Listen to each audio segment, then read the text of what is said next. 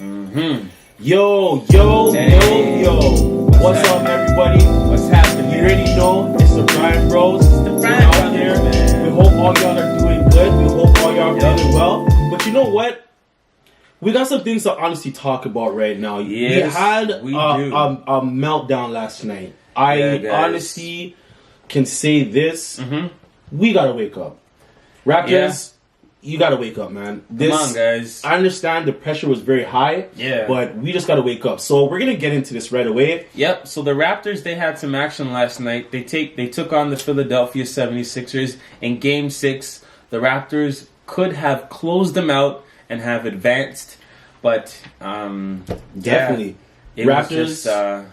Raptors was a game that went down. Blazers had a game, and we had some other opposing things that we want to talk about that we're gonna get into. But you know what? We got to talk about that a little injury. bit of Giannis. Giannis and the Bucks seem like they're waiting. Yeah, there's a lot going on. So let's get straight into it, man. Mm-hmm. So right away, I felt okay. Mm-hmm. We're gonna try to push the button like what we did in Game 5. So Kyle came, throughout the first. I seen a baseline three. I was like, okay. You're back into your rhythm. You're back into your shooting. Yep. Come on, let's go. Mm-hmm. Then after that, I seen Larry hit a nice little bank shot. I was like, okay. He's shooting. He's not hesitating. The flow's there. Yeah.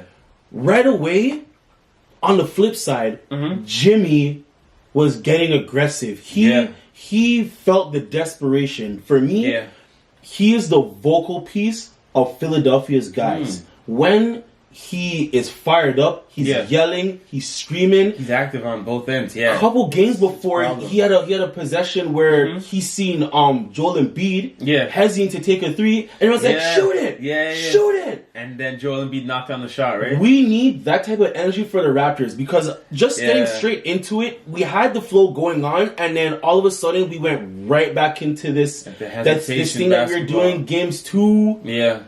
And I think it was also 3 and 4. You know what? We can honestly say for every other game that was played, the whole series, the Raptors have been hesitant on pulling. Yeah. So right away, like we were saying, Raptors were seeming to do a little bit good, but Philly started to put that presence on. Yeah. They immediately 7-0 run. Yeah. They started catching fire. Tobias started looking good right away. Mm-hmm. I noticed too. They noticed that Joel Embiid wasn't. He was starting off a little bit shaky from the last game. He wasn't as active. But then again, hold on. Let me touch on something. Mm-hmm. Ben Simmons started to come alive, and you guys know in this series it's been really hard for him. Right away, though. I know, but at the same time, he was in the paint. Raptors did a good job of boxing him out, and not letting him get into paint and have his ways because that's where he can score, right? And also on the defensive end. He was just pushing for rebounds and able to just get up, without any Raptors just pushing him out, keeping him out of the paint, which was a problem early on. And you can kind of see early on in this game, before the game actually started, they zoomed in on Ben Simmons talking to Julius Erving. And you can kind of just see that Julius was pressing him I don't know exactly what he was saying, but it kind of looked like you got to do what you got to do. You got to be aggressive on the offensive end because you can't just focus on defense and not have any offense. We need you, So after that, shortly after, you see Ben Simmons kind of closing his eyes and meditating for a minute or two. And that looked like that just revved him into gear, man, because he was charging down in transition, just running in with the ball into the paint and dishing and moving the ball around. And that is what you do not want to see. As a Raptor fan, my perspective, I think Julius was giving him some talk, not really pressured, but just play your game. Do what you normally do. Stick to your strengths. Have fun with the game. It was a motivational talk. Yeah, don't be too stressed out because he seemed like that meditation mode got him in his zen. But going forward into that, I thought Ben was gonna have trouble right away because he got 2 fouls in the first quarter. Yeah, I was like, okay. Ben seems like he's going to have a little bit of a hard time. Brett still stayed confident, kept him in the game. That was actually pretty interesting because I was like, yo, I don't know what's going to happen to him. Kawhi had a little fast break play where he was charging at mans. I thought I was going to hear another call, another whistle. But no. That didn't end up happening up. Jimmy once again was back on the run. I felt honestly him from the bat was doing good. But like I was saying about Joel Embiid, they noticed that Joel was feeling a type of way and sickness and everything from the last game. Brett Brown, if you guys paid attention and watched that part, Brett Brown started to run a couple of offensive plays to try and get Embiid going and get him. Yeah, they were trying to get him going. Raptors, I applaud them on the defense at that moment because Ibaka started to pick up once they brought him in on the defensive play on Embiid, and it seemed like Embiid was having troubles with his scoring. Exactly, but you know what I want to touch on in terms of the 76ers? Boban actually got the start over Monroe. He came off the bench, and usually they were going with Greg Monroe, but Boban had a chance to enter the game before him. And it was kind of funny. You can see on the offensive end for the Raptors, they gave the ball to Serge Ibaka, and Serge Ibaka immediately just started pressing Boban. He brought him out to maybe, say, a little bit further than the free throw line, and Ibaka just had a play where he ran to the right side and beating him and finishing off the glass. And it was really good to see because, Boban, laterally is not going to, beat Serge Ibaka. Serge Ibaka is faster than him. Yeah, he took advantage of that. He took advantage of that, and that was good to see. But opposed from that, the Raptors were not decisive in their moves, guys. Passing the ball around, the Raptors are still hesitating. Marc Gasol has that 2 feet little gap. With Joel Embiid, and he's not shooting it. And guys, you know what's so funny? Just gonna say that, man. Yesterday, as we were going through the game a little bit, I was looking at some old Marc Gasol clips, maybe like a year or two out. And oh my God, his footwork, his ability to score is just outstanding for a big man. And it's hard to watch him come onto the Raptors now and just, not use his bag. Like, this guy has a Gucci bag.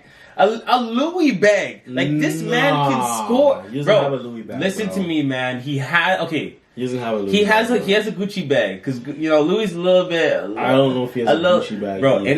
He does have it, bro. In his post play, he definitely has a Louis bag. But maybe like past that, he has a Gucci bag. That was prime Memphis Marc Gasol, second option for scoring and defensive player Marc Gasol. But why can't he use that bag now? He has what it takes. It's not even.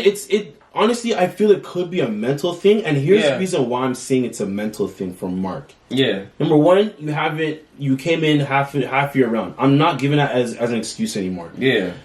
You're seeing these shots, and I don't know if it's the aggressiveness from Philly, but you're passing up plays, you're looking for the extra man. I understand that we know Mark is a great passer, but we need Mark to take his shots. That was the thing. It was mentally more of him trying to make the decision of, am I going to pass him for open man or am I going to shoot it? Am I going to stick with the play and continue to let the play run? Or am I going to take it? And what do you think? You think he should take those shots, right? Yes. I'm sure you guys agree as well. And guess what? When he's passing that ball, instead of taking a shot, unfortunately for last night's game, there were so many misses from the Raptors. There was so many open look. No, there was a lot of missed shots, man. A lot of open looks that the Raptors normally knock down. They did not make those shots. I won't fault for not taking them. I won't fault for missing them. I fault for not taking them. But here's the thing, though. On the flip side of that, Philly knew what time it was. Yeah. Mike Scott, Tobias Harris started catching fire, clicking up quickly. This was a game of runs. Because after that 7-0 run we talked about, it got stopped right away from a Kawhi play. Yeah. Then they went on a 10-0 run, had a timeout. Larry came back, tried to shut it down again. I seen a little bit of a good play. I seen a play where Kawhi was getting doubled now by Mike. Norman, I think, came in, had the ball, swung that to Mark. Mark swung that in for Ibaka. Looked pretty good. I was like, okay, those are the right times to make passes. Yes. But like what you say, when you're open mid-range, you know that's your spot. You got to pull. So going on into the second quarter, right away, JJ came in the game. Well, he was in the game. Torched the place. Right off his screen. Hit a three. Yeah. Then after that, couple plays down the line, Mike Scott baseline, hit a three, had the place roaring. That seemed like a problem. Call a timeout. Yeah. Okay, looked pretty good. One thing I did like was whenever the run started, the timeout was called at the right time. Yeah, Nick and then congratulations. Kyle or Kawhi would come in and stop the run immediately. But yeah, it didn't really affect Philly's mental because they kept pressing. And then going on into the second, at one point, guys, the Raptors were down 17 points. And that lead actually stretched throughout the game. But after that 17-point run, it just looked like, Raptors' souls were just sucked right out of them, bro. Don't take that wrong. But at the end of the day, it's like, come on, you guys are at a game where you could have closed out the series, man. It's rough when the team wants it more. But like remember the 17-point lead? That was just crazy. But guess what? The Raptors dialed in.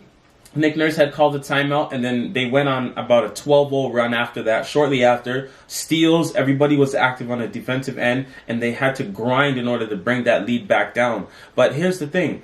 The Raptors just weren't making their shots. The only two guys that were really going off Pascal and Kawhi. And you can't have that, man. Everybody has to chip in. And Mark didn't even get many touches. As in, like, a chances to score? Larry had a couple of screen plays when he was making threes. Danny, I felt, was like kind of non-existent with the offensive shooting play. Everything else he was doing pretty good. But the statistics kind of show for itself, because in the second quarter, getting into it, Philly was shooting 6 from 10 from 3. Yeah. And we were shooting 2 for 7. And that was around like the 8:30 mark. That was a little bit of an issue right there. Yeah.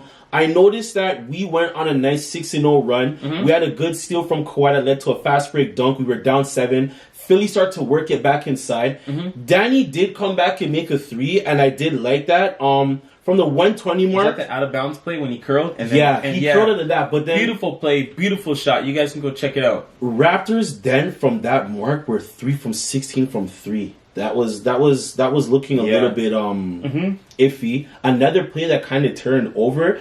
Jimmy on one end in the second quarter made a shot from I think it was baseline, missed it, got his own rebound, and when the crowd started going nuts. They went nuts. He got the and one right when Kyle Lowry bumped into him, and then he hit the jumper. That changed the whole presence of the game. Yeah. Even getting into a little bit of more stats. Raptors only had 4 fast break points, and that was since halftime. With that, in addition, 5 turnovers. 5 turnovers. I want to touch on that as well. Too much.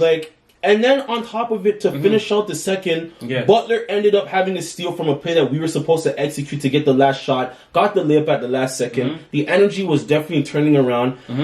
A great statistic I want to bring up, one more point, what Jack said was actually pretty interesting. Whoever from the Raptors of Philly won the first quarter ended up winning the rest of the game. Yeah.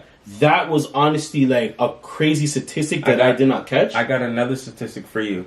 13-5 in second chance points for the Philadelphia 76ers. They started hustling again. The offensive rebounds. Simmons was crashing. Everybody was crashing, but you know what? We tried to pick it up. 13-5?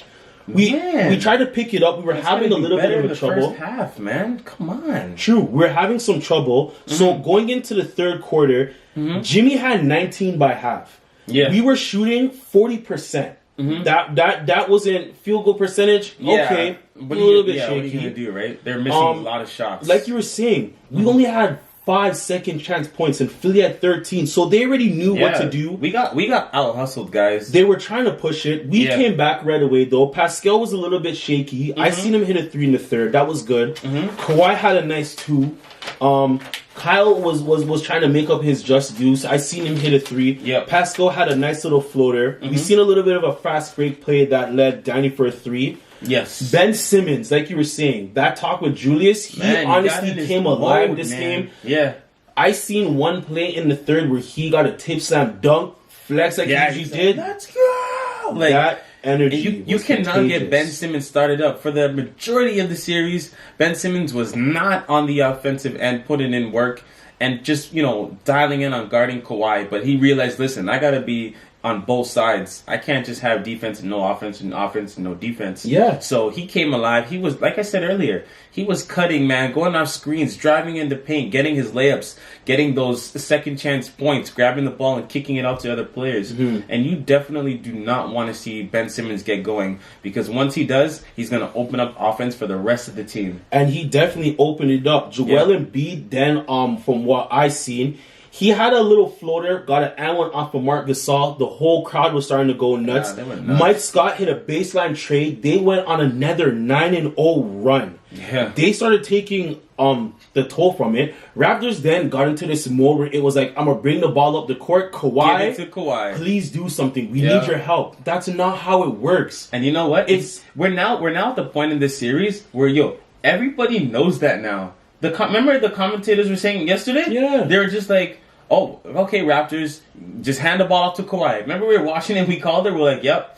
Just give the ball to Kawhi and let him go to work. It was really annoying, and the fact that Philly played all well together, they went on another run. They were 14-2 run. They just honestly took us out the game. They were gelling, guys. Kawhi was trying to do everything. The Raptors' shooting woes continued. We weren't really making our baskets. Open looks were just third quarter. We were like down by 20. We honestly just. It pretty much was a game of aggression. Yeah. The offensive rebounds start to go in favor of Philly once again. Yeah. Mm-hmm.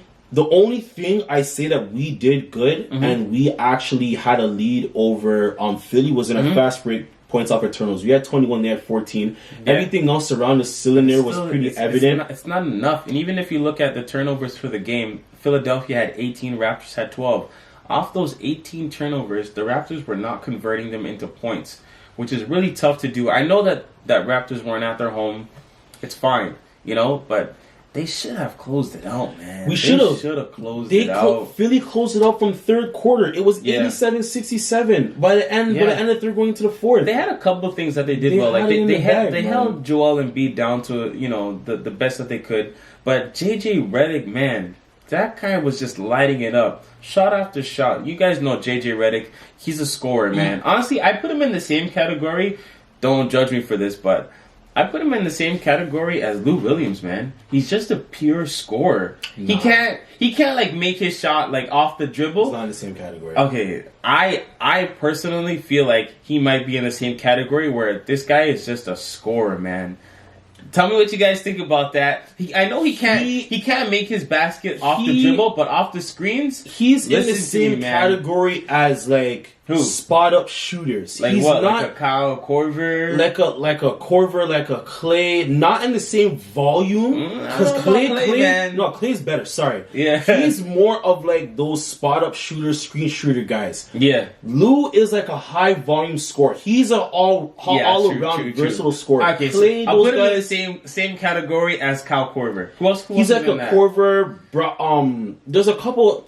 You know what? I'm not getting off because I'll be real though. I want to say this in addition to what you're saying. I don't think it was JJ that was the man that was really on fire. No, but he contributed enough. The Raptors could not. The X factors I felt that contributed enough that weren't contained was Mike Scott and Tobias Harris. Yeah. This game was their game, and Jimmy Butler with the nice 25, 6 and 8 assists. He knows when he knows what time it is. He is what in the NBA when you're calling a guy a dog. Yeah. Yo, they're a different type of player. Aggression is there. The hunger in the eyes is there. Yeah. He's a winner. You want to know who's a guy who's a dog when it comes to playing ball, which is off topic? Mm-hmm. Kobe.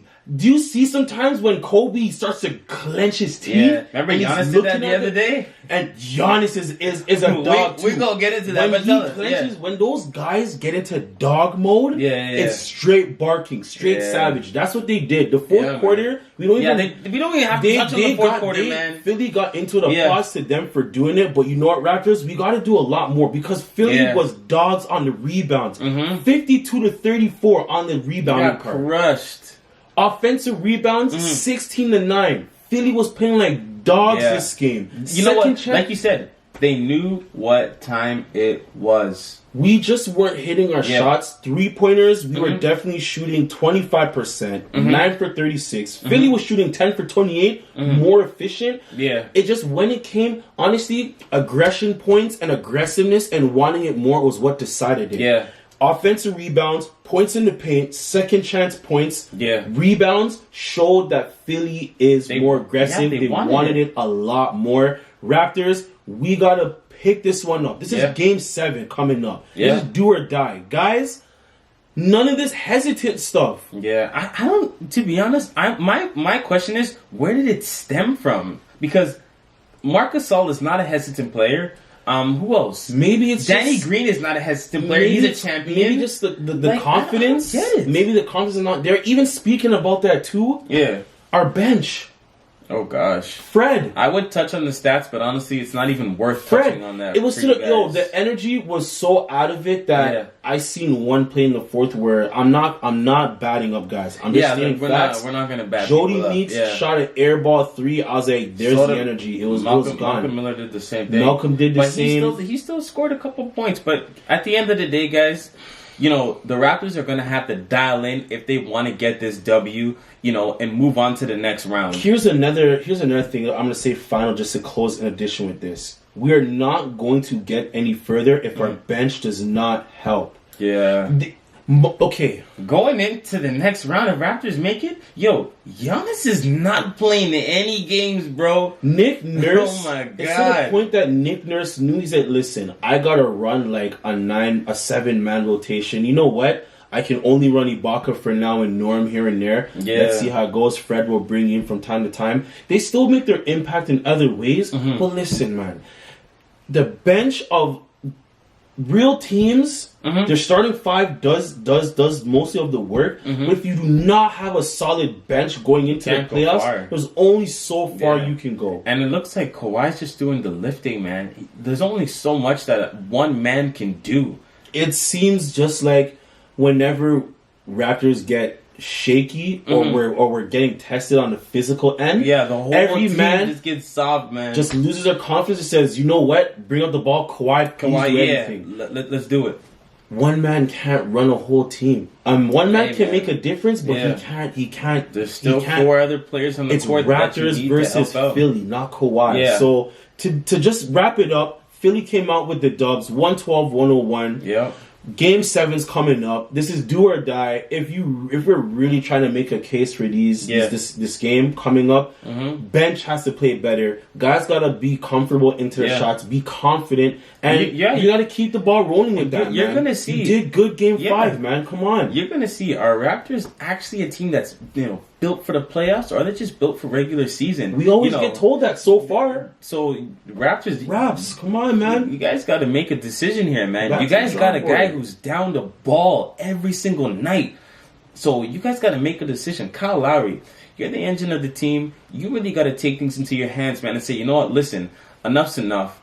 You got to put up some points. You got to lead this team.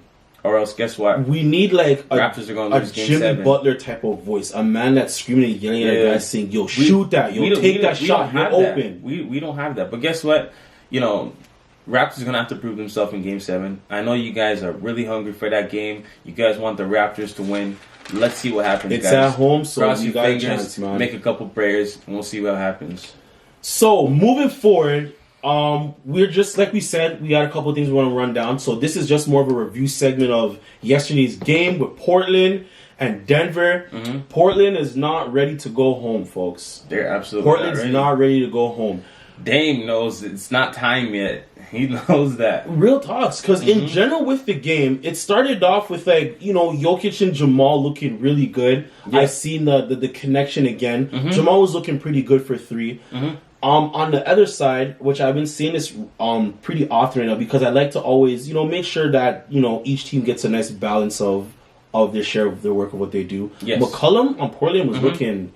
McCollum is looking nice, man. Honestly, we keep talking about this, but like the work he does with Brickley, bro, it pays off. One thing that I noticed, he's really crafty with how he gets his shot off. And he's hitting floaters with not just the right hand, but also his left hand too. That just shows like he trusts in his work, bro. And Dame know how to move, man. They're nice, bro. They're so crafty with the ball. Especially because Dame can start at the 3-point line, work his way down. I like how he weaves in and out of screens, and he's like, you know what? I'm going to shoot the ball here. Or he gets into the lane, finish with the left or with the right. Pick your spots where you're nice. Get to your spots. Just so crafty, bro. He does good at where to get to his spot. So, he was looking good. Jokic was still becoming a big boy on the inside. That was looking pretty good. Another guy that got asserted right away in the game that was actually looking pretty good, Rodney Hood, man. Bro. Rodney's from the hood, man. Like, let's get it, boy. Man. He was balling with Cleveland. LeBron said, you gotta sit on the bench. We're not ready for you right now. But guess what? He found his team. He found his spot. He hit a big clutch shot the other day. Yeah. And you know what? It just looks like Portland Trailblazers are giving him his time to shine. He looks like a third option to me now. He definitely is, man. And honestly, the game was getting pretty close here and there. I seen McCollum getting around a couple of screen plays. Will made a deep three within the game, going in second quarter, which had them close 41-37. Yep. That looked pretty good. Rodney was pressing from inside, hitting nice twos. That was actually looking good. Yeah. Yo, McCollum on the pick and roll for some reason. It's just, that guy knows how to slice and boom, inside out. I forgot he was playing D on him, but I remember he was crossing inside it out with a little hezzy. Yeah. And then he started to drive towards the paint, just picked up and shot the ball. I'm like, you're just so nice. Why are you so nice? Why is your game so nice? Honestly. Like, he's nice, man. That guy was good. On another point, too, Cantor, he's still working on that injury, but he was getting his baskets in too. He was in the paint trying to grab these rebounds, man. Injured, but still fighting for his team. I really like to see that, man. A guy who's injured, but it's like, you know what?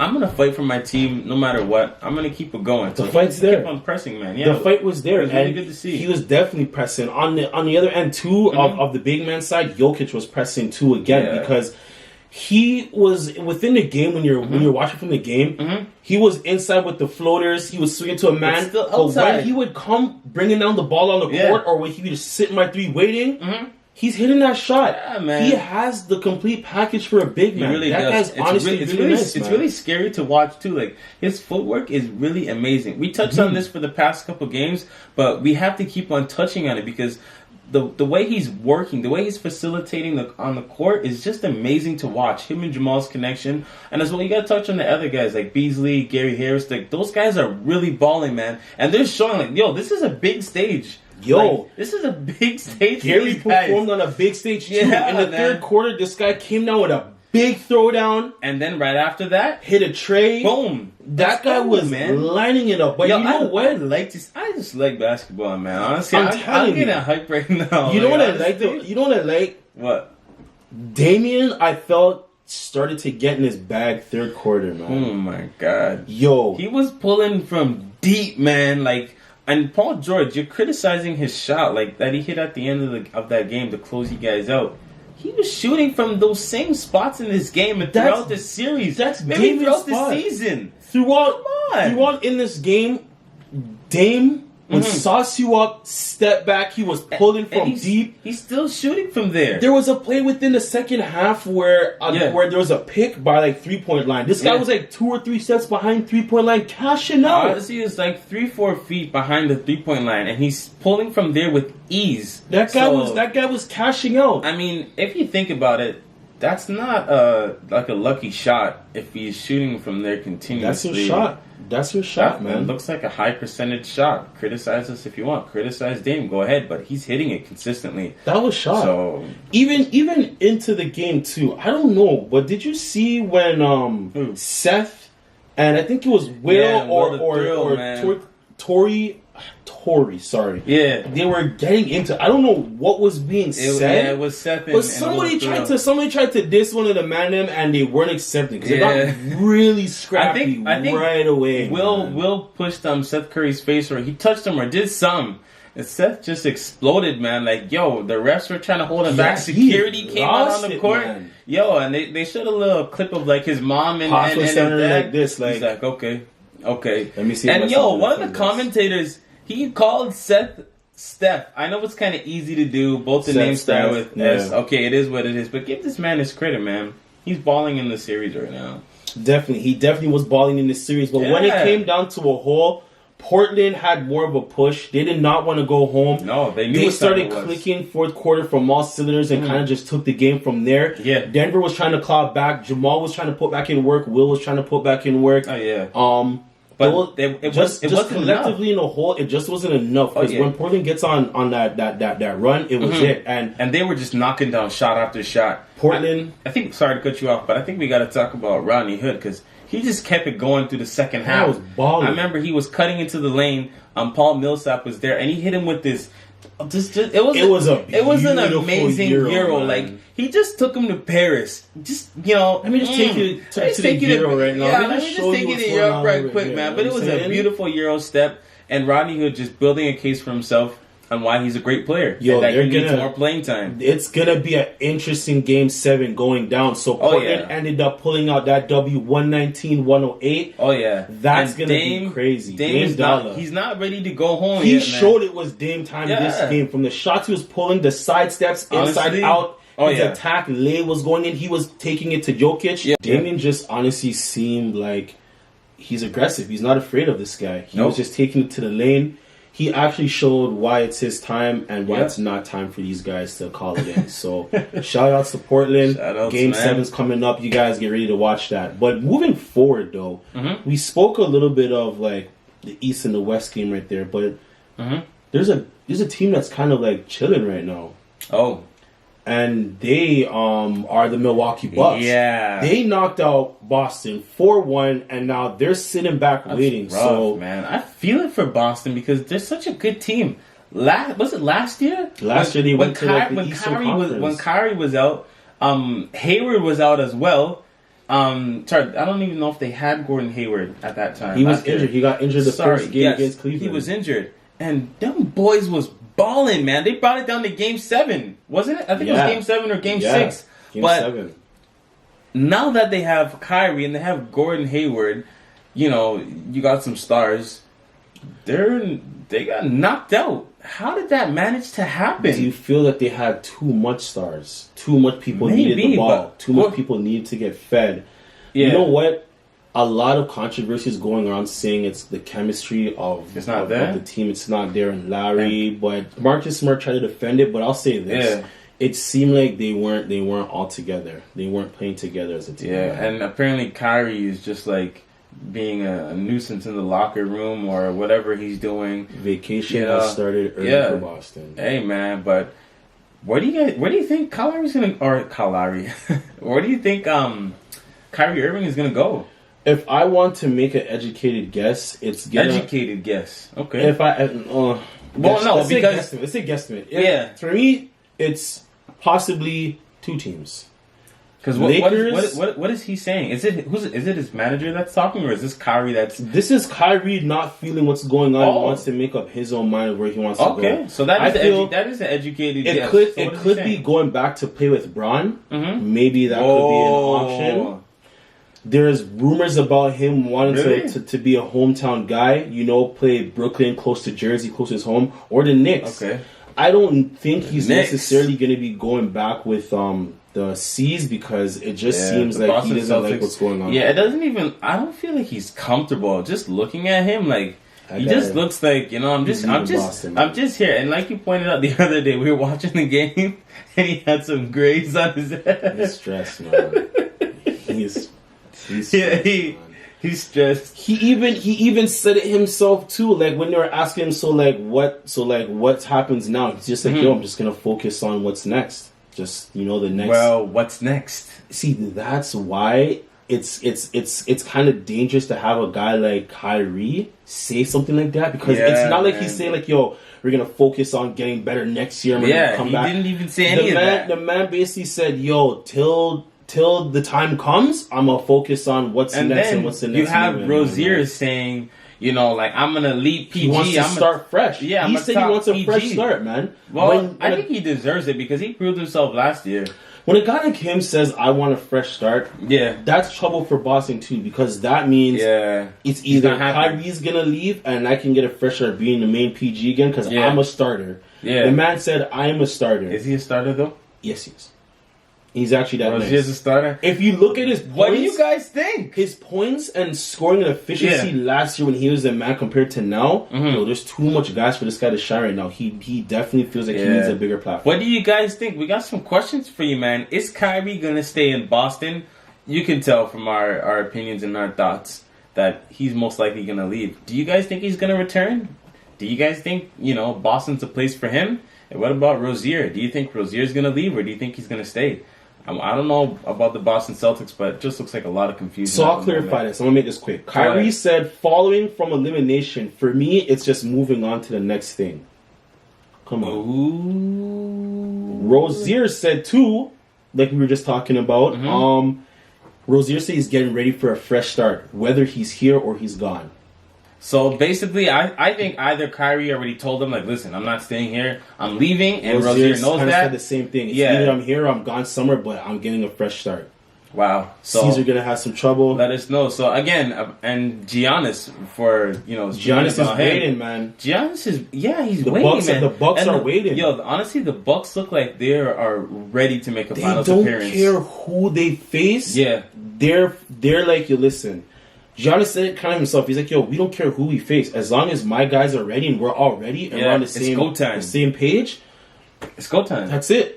Guys, honestly, I don't know. If the Raptors pull off Game 7 and they have to face the Bucks, I don't know. That's a nerve-wracking feeling. Like, when I think about that, it's just like, are the Raptors ready to play them? I don't think they beat them in the regular season, which, some people will say that doesn't mean much. This is the playoffs. The playoff is a whole another beast. It is. But at the same time, Raptors are not showing, themselves worthy on the defensive end. And you need someone to stop Giannis. They're going to have to run some type of zone, something. See, the thing is, too, it's not even just Giannis why people need to be scared. Because Giannis gets inside, but he has shooters around him. Middleton is a savage. Middleton, you have Mirotic, you have Lopez. I feel like Bledsoe goes to work. We can shut down Mirotic. Brogdon's back.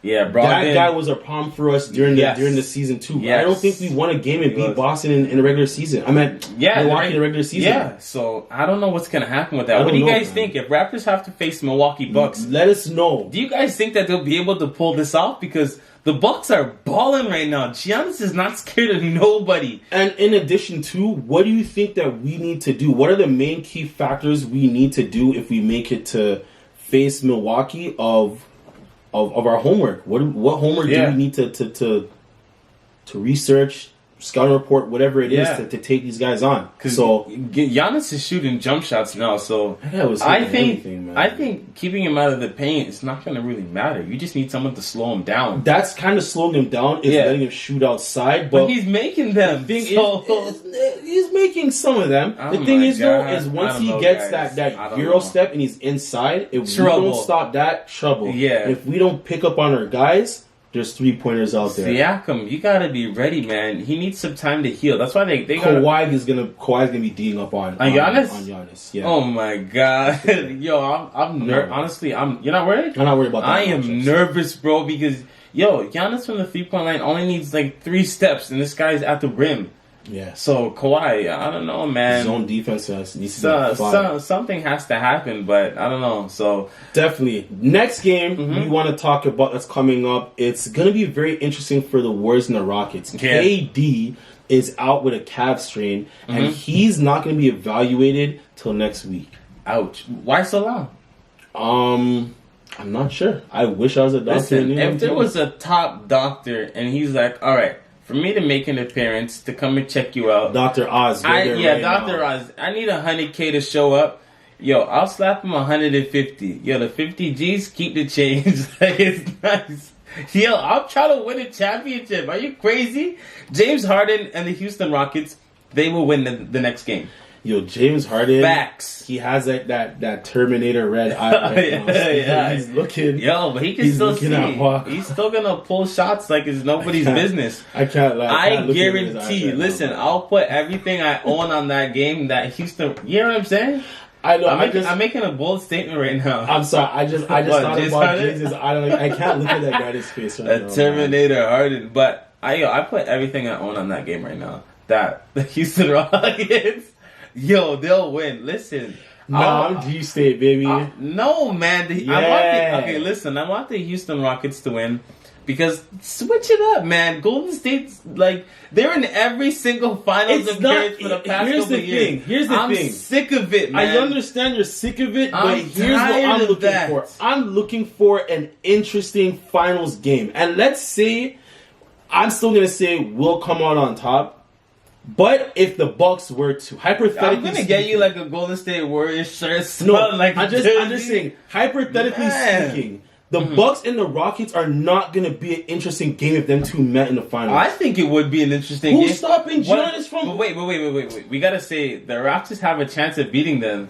Of the Bucks. But wait, first they gotta win game 7. Raptors, man, come on. Honestly, I'm gonna pray for the Raptors, man. But listen, Golden State Warriors and Houston Rockets. What are they at? Game 6 now? I think it's 6. I'm telling you right now, Houston will win that game. What do you guys think? Do you guys think Houston Rockets are gonna win that game?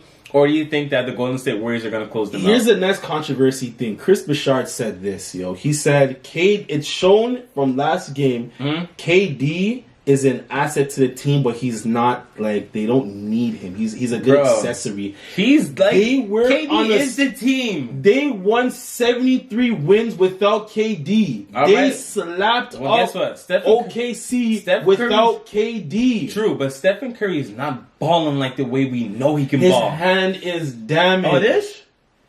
Don't you remember that lightning bolt look? His hands is taped together. Okay, but Klay Thompson's gonna have to step up. Draymond Green is gonna have to shoot some jump shots. I don't know if you guys know, but gonna have people say that Draymond Green's jump shot looks like he has a backpack on. Like it's just like forget the backpack.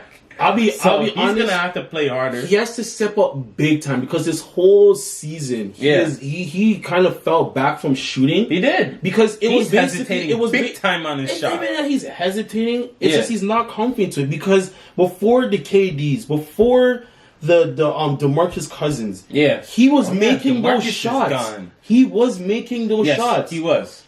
And now because it's like, okay, all these other guys to score, let me just play my defensive role, let me make my pass or whatever. Yeah, okay, cool. Man, he's leaning back into his role, But even so, with that being said, you are right. You have to be ready for all moments. Listen, man, if Steph's not playing like he's supposed to, Klay doesn't have a major performance, Draymond Green doesn't have a major performance, Houston Rockets are winning this game. You can tell Draymond is excited when he hits threes because the last game when he hit a three, he was on excitement, He was like wilding out, like he was excited, like he hit his first three in his life. Like they just finished game 7. Like, bro, anything's possible. I'll tear the shirt right now for the guys. Anything's possible. Yeah, that's exactly how he was acting. Definitely. So let us know, man. What do you think's gonna happen? Is this gonna be now the turning point because KD's gone? Warriors have to do it. I mean, Rockets have to do it. Yeah. Listen, man, I'll sell all this stuff, all this equipment if Houston Rockets lose.